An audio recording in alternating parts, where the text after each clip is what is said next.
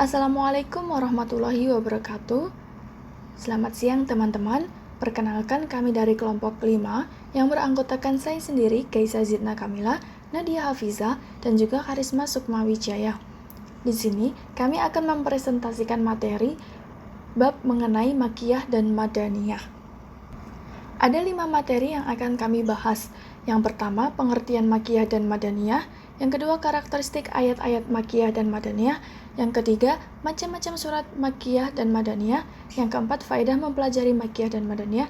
Dan yang kelima, pendapat tentang karakteristik Makkiyah dan Madaniyah dalam kehidupan masyarakat Mekah dan Madinah. Nah, sebelum masuk ke materi, jadi dalam Ulumul Quran itu salah satu materi penting yang ada di dalamnya itu adalah bab tentang Makkiyah dan Madaniyah. Nah, dalam Al-Quran ada 2 jenis surat itu dilihat dari tempat atau periode turunnya, yaitu surat Madaniyah dan juga surat Makkiyah. Pengertian Makkiyah dan Madaniyah. Sebagaimana telah disebutkan sebelumnya bahwa surat-surat yang terdapat di dalam Al-Quran itu terbagi menjadi 2 bagian, yaitu surat Makkiyah dan surat Madaniyah. Dalam studi ilmu Al-Quran, ilmu Makkiyah dan Madaniyah merupakan bidang kajian yang berupaya untuk membedakan masa penting turunnya Al-Quran, baik dari segi isi maupun struktur surat Al-Quran. Nah, adapun para ulama berbeda pendapat mengenai apa yang dimaksud dengan Makkiyah dan Madaniyah itu sendiri. Terlebih dalam hal mengenai batasan antara mana saja yang termasuk surat Makkiyah dan mana saja yang termasuk surat Madaniyah. Nah, jika kita mendasarkan pengertian Makkiyah dan Madaniyah pada tempat turunnya ayat, maka pengertian Makkiyah itu adalah ayat-ayat Al-Quran yang turun di Mekah dan daerah-daerah di sekitarnya seperti Mina, Arafah, Hudaybiyah, dan lain-lain. Baik itu waktu turunnya itu sebelum Nabi Muhammad SAW melakukan hijrah maupun sesudah hijrah. Nah, sebaliknya surat-surat Madaniyah itu adalah ayat-ayat Al-Quran yang turunnya di Madinah dan sekitarnya, seperti Badar, Sal, Uhud, dan lain-lain. Baik waktu turunnya sebelum Nabi Muhammad SAW itu berhijrah ataupun sesudah berhijrah. Nah, menurut teori geografis, pengertian Makkiyah itu adalah ayat yang turun di Mekah, baik waktu turunnya sebelum Rasulullah hijrah maupun sesudahnya. Sedangkan pengertian Madaniyah itu adalah ayat yang turun di Madinah, baik waktu turunnya sebelum Rasulullah hijrah maupun sesudahnya. Nah, namun pada kenyataannya ada beberapa ayat Al-Quran yang tidak turun di wilayah Mekah maupun Madinah, seperti tempat turunnya Quran surat At-Taubah ayat 42 itu adalah di Tabuk, kemudian Quran surat Az-Zukhruf ayat 45 itu di Baitul Maqdis di Palestina pada malam Isra Mi'raj. Kemudian yang kedua, menurut teori subjektif. Nah, menurut teori ini, pengertian Makkiyah itu adalah ayat yang berisi panggilan kepada penduduk Mekah dengan panggilan wahai manusia, wahai orang-orang yang ingkar, wahai anak Adam. Sedangkan pengertian Madaniyah adalah ayat yang berisi panggilan kepada penduduk Madinah dengan panggilan wahai orang-orang yang beriman. Nah, kelebihan teori ini ialah rumusannya itu dimengerti dan lebih cepat dikenali dengan kriteria panggilan yang khas dari keduanya tersebut, yaitu nida atau khitab. Kemudian yang ketiga ada teori historis. Nah, menurut teori historis ini, pengertian Makkiyah itu adalah ayat yang turun sebelum Rasulullah SAW itu hijrah, meskipun ayat tersebut turun di luar kota Mekah, semisal di Mina, Arafah, atau Hudaybiyah, dan lain-lainnya. Nah, sedangkan pengertian Madaniyah itu adalah ayat yang turun sesudah Rasulullah SAW itu berhijrah, meskipun ayat tersebut turunnya di Badar, Uhud, Arafah, atau Mekah.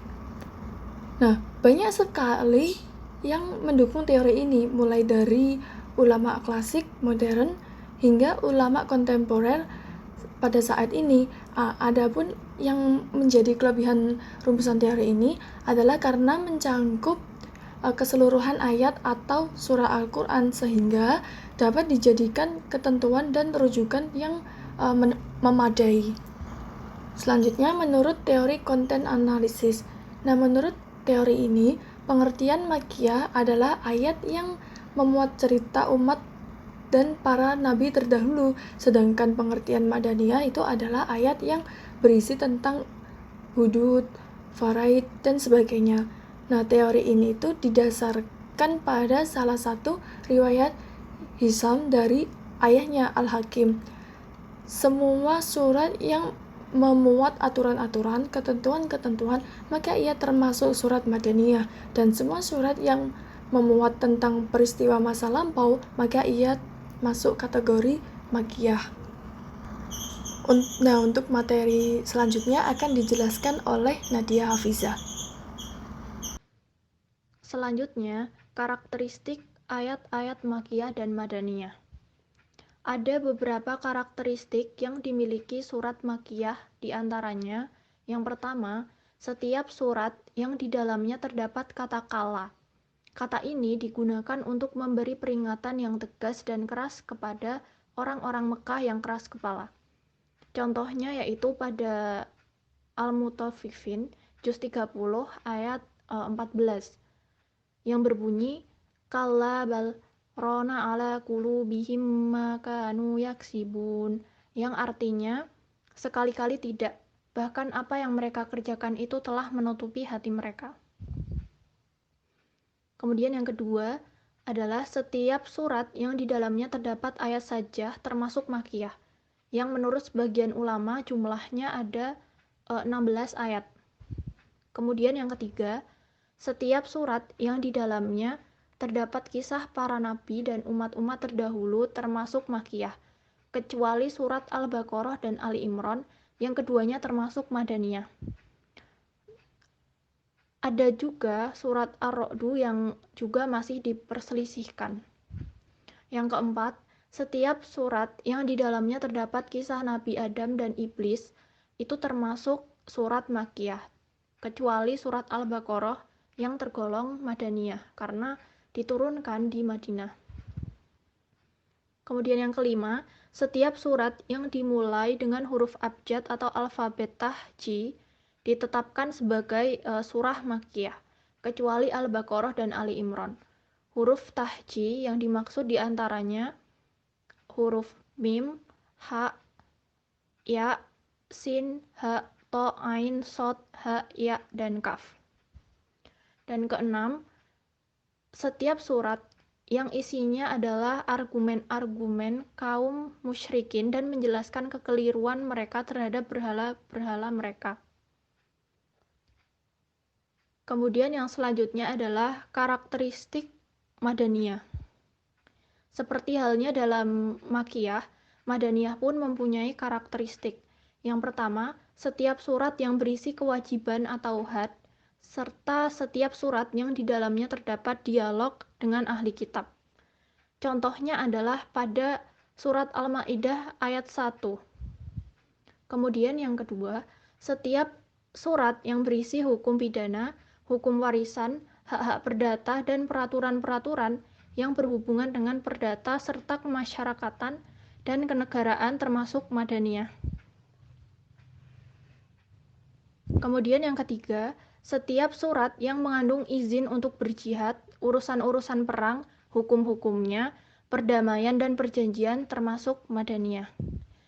Yang keempat, setiap surat yang menjelaskan hal ihwal orang-orang munafik termasuk Madaniyah, kecuali surat Al-Ankabut karena ia diturunkan di Mekah. Dan hanya 11 ayat pertama dari surat tersebut yang termasuk Madaniyah, dan ayat-ayat tersebut menjelaskan perihal orang-orang munafik. Kemudian yang kelima, yaitu surat yang menjelaskan hukum-hukum amaliyah dan dalam masalah ibadah dan muamalah, seperti sholat, zakat, puasa, haji, kisos, talak, jual beli, riba, dan lain-lain.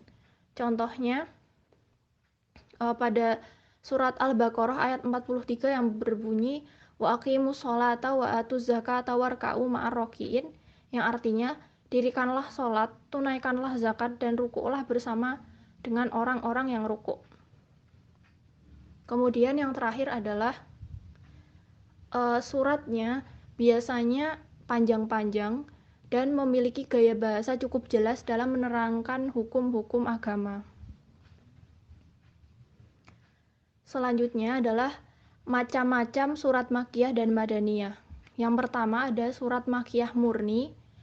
Yang termasuk kategori surat Makkiyah murni adalah surah yang berisi ayat-ayat yang seluruhnya berstatus Makkiyah secara ijma' dan tidak ada perbedaan tentang status tersebut.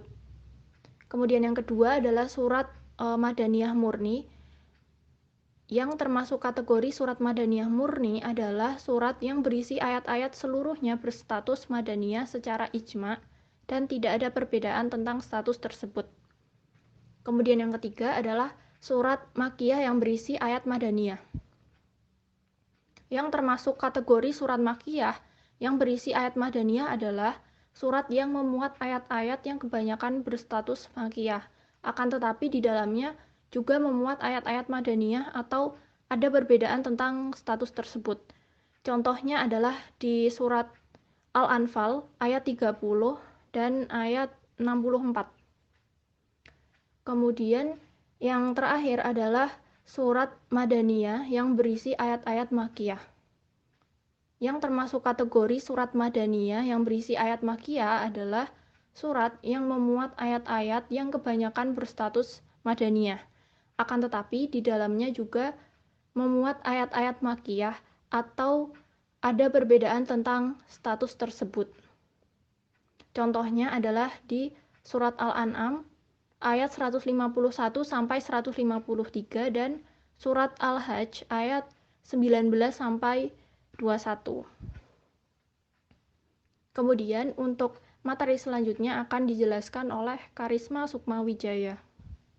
Materi yang selanjutnya yaitu faedah mempelajari Makkiyah dan Madaniyah. Kegunaan mempelajari teori Makkiyah dan Madaniyah ini banyak sekali. Dalam hal ini, Al-Zarqani di dalam kitabnya Manahilul Irfan menerangkan sebagian daripada kegunaan teori ini, yaitu yang pertama, dengan ilmu ini kita dapat membedakan dan mengetahui ayat mana yang mansukh dan nasikh, yakni apabila terdapat dua ayat atau lebih mengenai suatu masalah, sedang hukum yang terkandung di dalam ayat-ayat itu bertentangan. Kemudian dapat diketahui bahwa ayat yang satu Makkiyah, sedang ayat lainnya Madaniyah.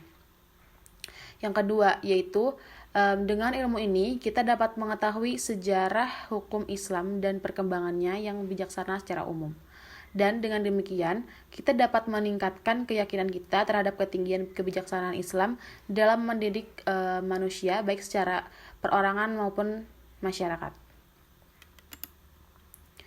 Yang ketiga yaitu ilmu ini dapat meningkatkan keyakinan kita terhadap kebesaran, kesucian, dan keaslian Al-Quran, karena melihat besarnya perhatian umat Islam sejak turunnya terhadap hal-hal yang berhubungan dengan Al-Quran sampai hal-hal yang sedetail-detailnya, sehingga mengetahui ayat-ayat yang mana turun sebelum hijrah dan sesudahnya, ayat-ayat yang diturunkan pada waktu Nabi berada di kota tempat tinggalnya, dan ayat yang turun pada waktu Nabi sedang dalam berpergian atau perjalanan. Lalu ada ayat-ayat yang turun pada malam hari dan siang hari, dan ayat-ayat yang turun pada musim panas dan musim dingin dan sebagainya. Lalu yang selanjutnya, dapat mengetahui situasi dan kondisi lingkungan masyarakat pada waktu turunnya Al-Quran, khususnya masyarakat Mekah dan Madinah. Materi yang terakhir yaitu pendapat tentang karakteristik Makkiyah dan Madaniyah dalam kehidupan masyarakat Mekah dan Madinah. Karakteristik ayat Al-Quran baik Makkiyah dan Madaniyah ini sangat berkaitan dengan realistis kemasyarakatan di Mekah dan Madinah atau Arab. Adapun gaya bahasa yang digunakan ayat Makkiyah cenderung bersifat keras dan tegas. Dalam pandangan Quraisy Shihab, perbedaan narasi bahasa yang digunakan dalam ayat Makkiyah di atas Madaniyah ialah didasarkan pada kondisi sosial kultural masyarakat Arab Mekah, di mana secara sosial masyarakat berpaham politisme, ta'assub, patriarki, dan gemarnya atas puisi-puisi. Sehingga sangat wajar ketika ayat Makkiyah mempunyai ciri seperti terdapat kata kala sebagian besar atau seluruh ayatnya. Gaya bahasa bercirikan akidah atau teologi dan mempunyai gaya bahasa dengan ayat pendek. Jazirah Arab yang terkenal dengan kawasan tandus dan panas terbelah menjadi dua bagian dalam Al-Quran, Mekah dan Madinah. Kedua kota tersebut adalah bagian dari sejarah peradaban Islam, meskipun keduanya mempunyai karakter daerah yang sama, tetapi Al-Quran menarasikan dengan gaya bahasa berbeda. Adapun bahasa yang terasa halus dan teknisi dalam ayat Madaniyah menunjukkan bahwa tatanan sosial Islam jauh lebih baik dibandingkan Islam pada masa awal. Di samping Islam sudah dipahami dan menjadi bagian hidup oleh lapisan masyarakat. Al-Quran yang memberikan ajaran teknis dalam menyikapi hubungan antar agama, masalah yang terjadi pada masa Madinah melingkupi sikap orang munafik dan orang musyrik yang tidak patuh pada ajaran Nabi. Bagaimana jika ayat-ayat Makkiyah dan Madaniyah diterapkan di negara lain? Menurut pendapat penulis, ayat Makkiyah dan Madaniyah dapat diterapkan di negara-negara lain. Mungkin tidak semua dapat diterapkan karena terdapat beberapa perbedaan yang sangat jelas. Salah satunya yaitu perbedaan bahasa yang digunakan, sehingga perlu adanya penyesuaian dalam bahasa dalam penafsiran ayat-ayat Makkiyah dan Madaniyah. Sekian dari kelompok kami. Mohon maaf bila ada kesalahan. Jika ada pertanyaan boleh langsung ditanyakan. Terima kasih. Wassalamualaikum warahmatullahi wabarakatuh.